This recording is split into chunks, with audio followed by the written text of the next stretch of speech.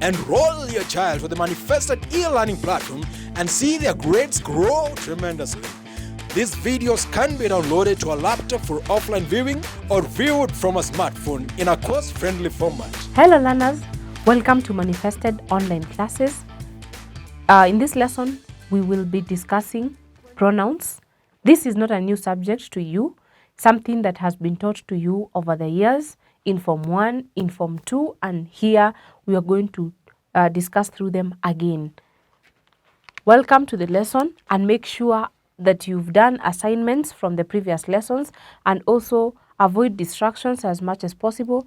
Sit in a place where you're comfortable, have writing materials, and make sure that you're focused only in understanding what is happening in the lesson.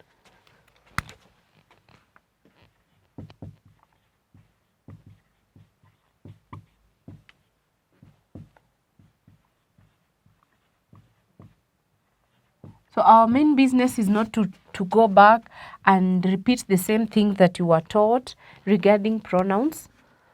I just wish to remind you what a pronoun is.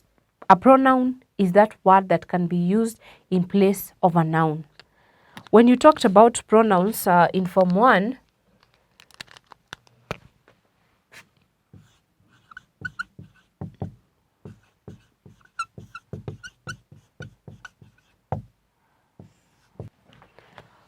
so as I was saying, in Form 1, you were introduced to pronouns.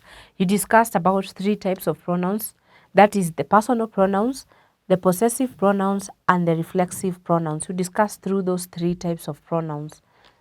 Now, when you talk about subjective pronouns, we're just building on what you talked about in regards to the personal pronouns. For one, you were told that the personal pronouns have persons.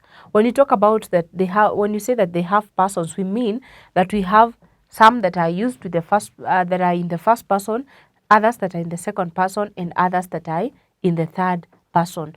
You also found out that they have number. When you talk about number, we mean that some can be used in singular forms and others can be used they have both forms. They have singular forms and plural forms. You also talked about them in regards to gender and discussed that some can be used to the feminine gender and others can be used to the masculine gender. So this is also something else in regards to the personal pronouns, that they have case. When you talk about case, we mean they can be classified according to the purpose that they play in a sentence. What that means is some pronouns in a sentence are used as subjects.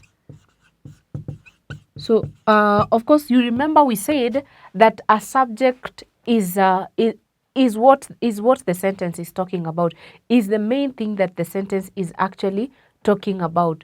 So we can say that a subject is actually the doer of the action. The subject is always the doer of the action in a sentence.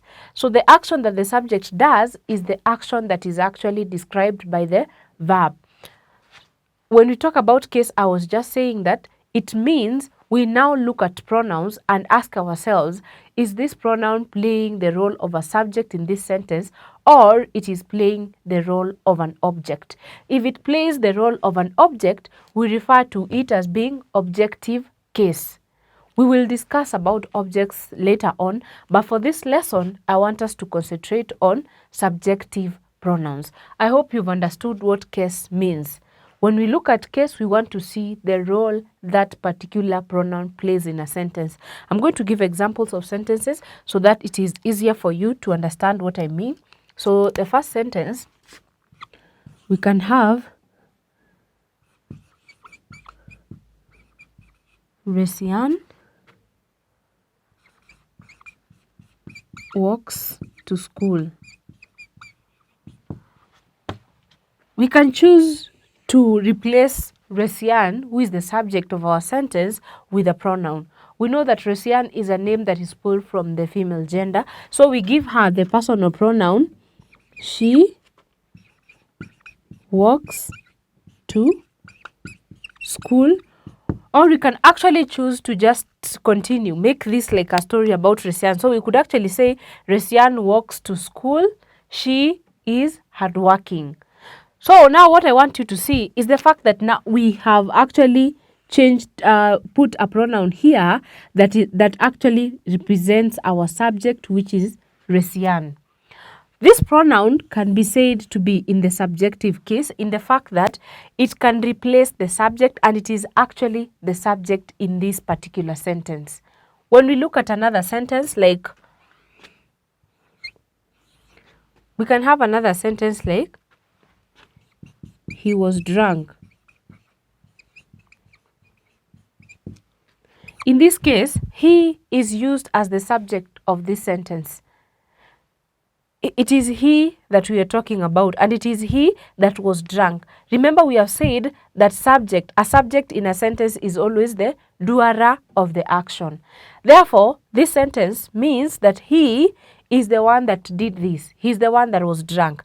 The same case goes for this one. When you say she walks to school, it is she that is the subject of this sentence that walks, that does this, the action that is described by the verb, which is walks.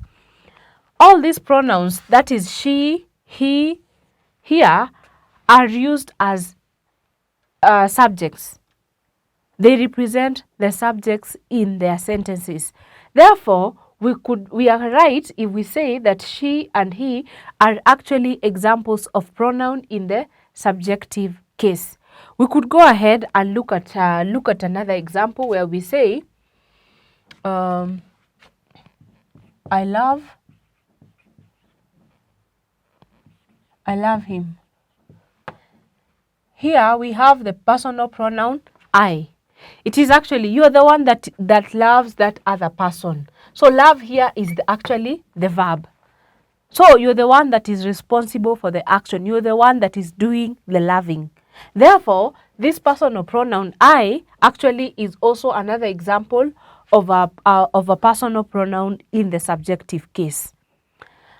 The most important thing that you should look at when you want to identify pronouns in the subjective case, although maybe this rule does not apply to all sentences, it is the fact that the subjective pronoun tends to come before the verb.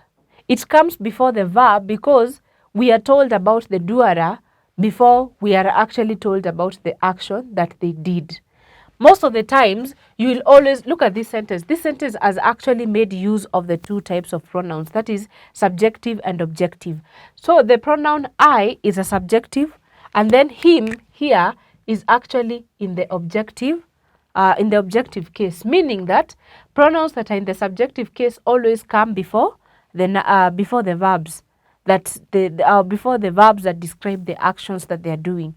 When you look at him, it is coming after the verb.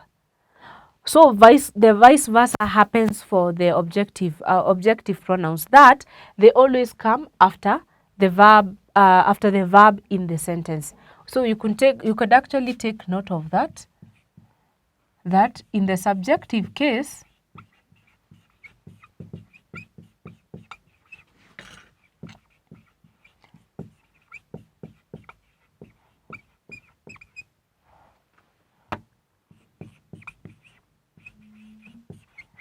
precedes the verb as in the sentences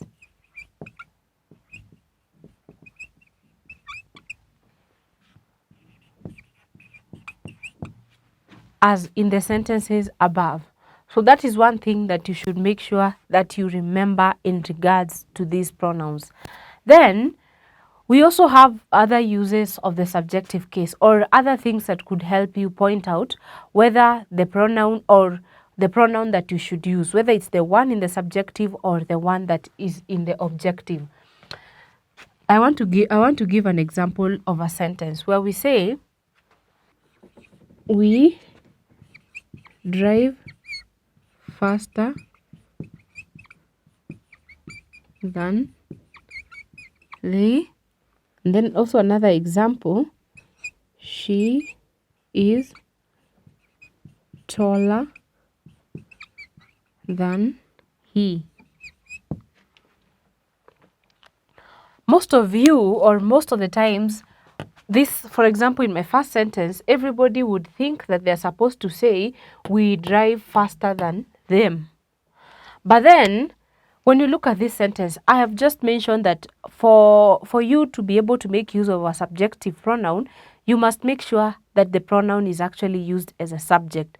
And the role of a subject in a sentence is to be the performer or the doer of the action that is described by the verb. Let's look at this sentence. We is actually a subject, which is a pronoun which is in the subjective case already. And then drive is actually the verb, and then of course faster is actually just an adjective. That's why we even have than. So here, all of you, what are you competing, or what are you comparing yourselves on? You are comparing yourself on the basis of driving. So the action that the two of you are doing, we and this other person here, these other people here, is actually driving.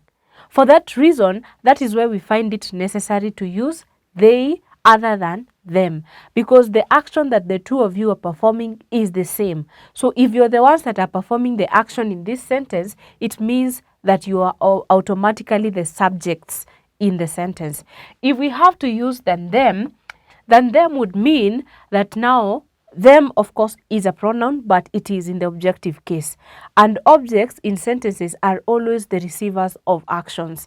But when you say them, which action are they receiving? The sentence does not make sense, because this sentence is just comparing two people. If the two of you are being compared, it means that you are engaged in the same action. So therefore, it is, oh, look at the other sentence. She, of course, that is the pronoun. It is also in the subjective case. And then is taller than he. We are also using he because we are comparing them on one basis, taller. And the pronoun that we are, and the action that they are performing, the two of them, or the comparison that is being made, is because of one thing.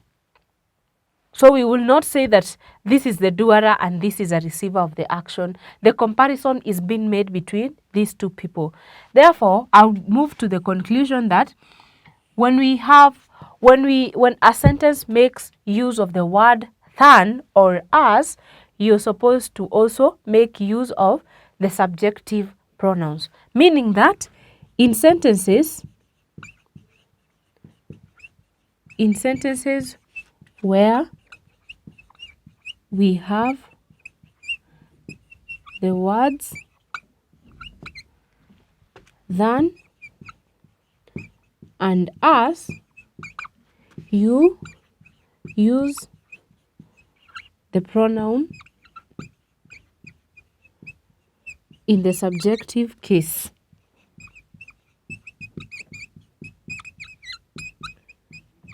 You use a pronoun in the subjective case.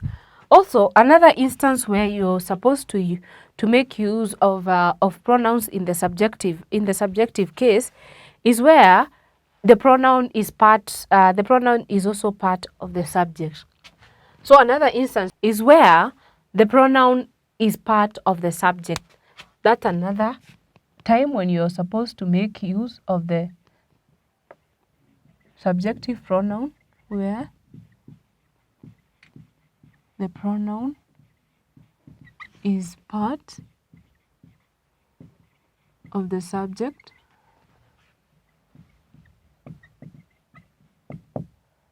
For example,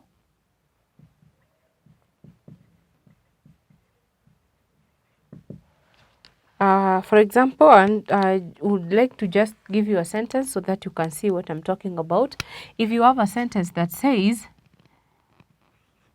John and I are friends, and then he and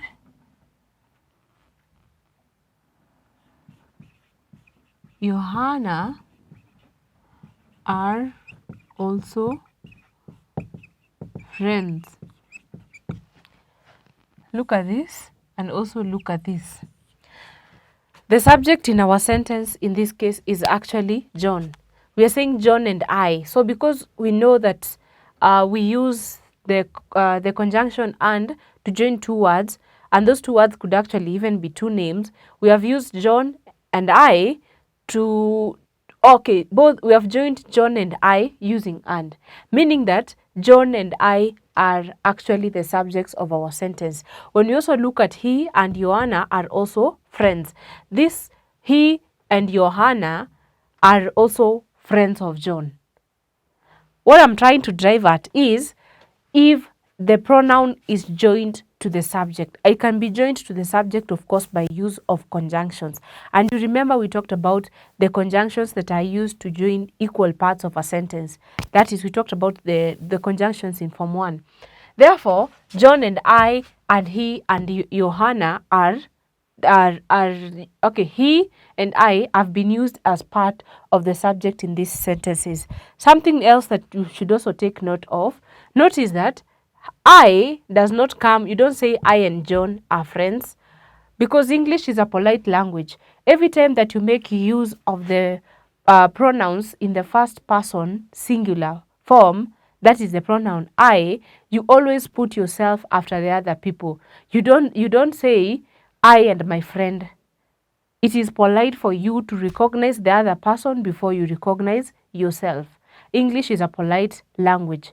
Even when whether you're speaking or whether you're writing, whether you're addressing, every time you want to introduce somebody or you want to say that you and another person are engaged in a particular exercise, you begin with them and then you come to I.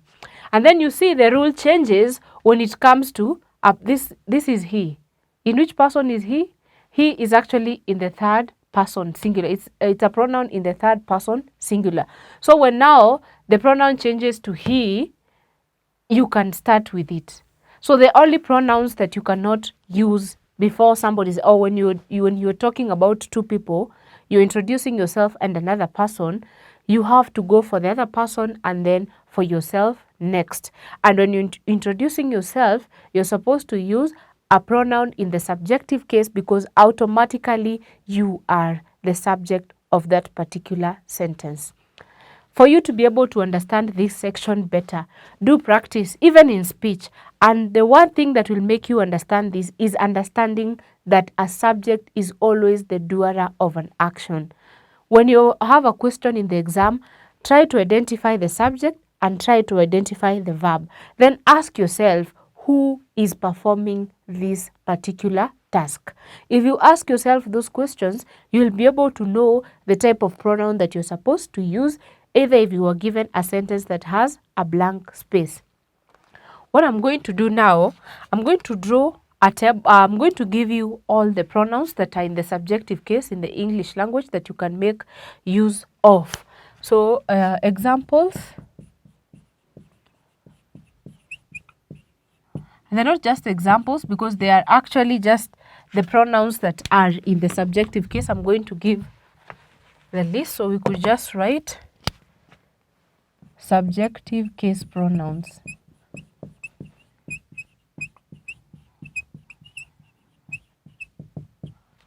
So they include, the first one we have talked about, we have I, and then we have we have he, we have she, we have it, we have they, and we also have you. Actually, you remains the same, whether it's in the subjective or it's actually in the objective case, it does not change. And then we have a relative, the relative pronoun who.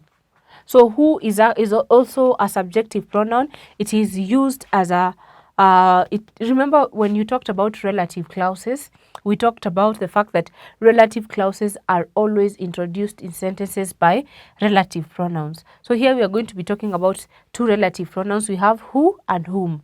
Who is actually associated with subjective pronouns and whom is used with objective pronouns. However, when it comes to questions, the two pronouns can be used interchangeably. So you could say, who is sick? It would be correct for you to ask a question like, who is sick or whom? So when it comes to questions, these two relative pronouns can actually be used interchangeably. But when it comes to case, the who is associated with subjective case and whom is associated with the objective case. I'm just going to do a brief recap of what we have talked about here. Remember, we have given you a brief, I've tried to remind you what was said regarding pronouns ever since you joined high school, and even the knowledge that you had prior to joining secondary school. We have said that in regards to case, in case we seek to find the role of a pronoun in a sentence, what function does that particular pronoun play? Does it play in a sentence? If it plays the role of a subject, then it becomes subjective pronoun. If it plays the role of an object in the sentence, then it becomes an objective pronoun. However, I've mentioned that we will talk about the objective pronouns in another lesson. This lesson, we were only concentrating on the subjective pronouns. Then again, we ask ourselves, what is a subject? We've said that a subject is always the doer of an action in a sentence. It can either be the doer or the performer, whichever term you want to use, meaning that it performs the action that is described by the verb. We have gone ahead to talk about, I've given you examples of a sentence, then we've gone ahead to talk about the instances where you're supposed to make use of pronouns that are in the subjective case. We have talked about, we have also mentioned that most of the times in the subjective case, the pronoun always comes before the verb in the sentence. I gave an example of a sentence here that has a pronoun in the subjective case and another pronoun in the objective case. So you notice that the pronoun in the verb comes before the pronoun in the subjective case. That is, the pronoun precedes the verb in the sentence. Such pronouns, of course, are referred to as the subjective pronouns. We also mentioned that in the case that we have the words than, as in a sentence, they can be used together with pronouns in the subjective case, and I gave these sentences and I gave a detailed explanation. The reason as to why I did that for this is because there's always a lot of controversy in this area. Most of the people always think that you should say we drive faster than they. They always use we drive faster than them, and I gave you the reason as to why we use they and not them. I said we use they because drive here is actually the verb. We and they are performing the action of driving. The only difference is the fact that you are faster than they are, but all of you are actually driving. Then we say that you also make use of subjective pronouns where the pronoun is part of the subject. I give an example of a sentence. However, I mentioned in the case that you are using a subjective pronoun in the first person in the singular form, which is the pronoun I, it always comes after names of people, or if you're introducing also yourself in front of people, you have to introduce the other person and then you introduce yourself. All that is done in a bid to encourage for politeness, both in speech and actually in writing, to show that you respect the other people the same way that you respect yourself. So you always come last. I also gave a list of all the subjective case pronouns that we have. And I'm sorry, I forgot to write the N and S here. You can also do the same in your notes. I gave a list of all the subjective pronouns that you need to know about. And then I also talked about, I also mentioned that who and whom are also relative pronouns, but we are also going to be talking about them when we discuss subjective and objective pronouns. I said that who is actually associated with the subjective pronouns and whom is associated with the objective pronouns. So that brings us to the end of the lesson. I'm going to be giving an assignment. Make sure that you work on the assignment. This section proves challenging to students. My advice would be always learn to identify the subject and the verb in your sentences, always. That is what will help you to be able to answer. It does not matter how weird or how the sentence sounds after you put the particular subjective or objective pronoun. What matters is if you have analyzed the sentence, known that this is the subject, this is the verb, actually this pronoun is the doer of the action, then you know what to do. Make sure that you read a lot on this section, because as I've said, it's always a challenge to students. So I'm going to write out the assignment. Make sure that you read the instructions and understand.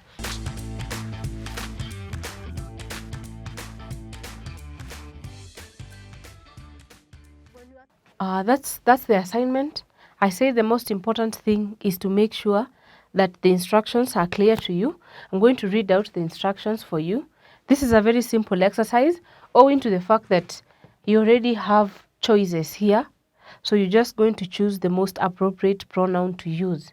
The instructions are: use the correct pronoun from those given in the box. Here is the box below, to fill in the gaps in the following sentences.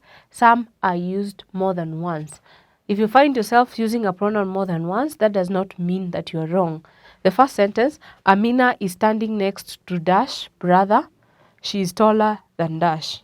Sentence number 2: does Dash know how to knit a sweater? Number 3: the teacher gave the students some homework. Dash are doing now. Mwelu and Dash left for Mombasa. Number 5: I don't think Dash are here today. And then number 6: Ashok works quite a distance from here. Do you work nearer than Dash? That's it for today. Work on the assignment.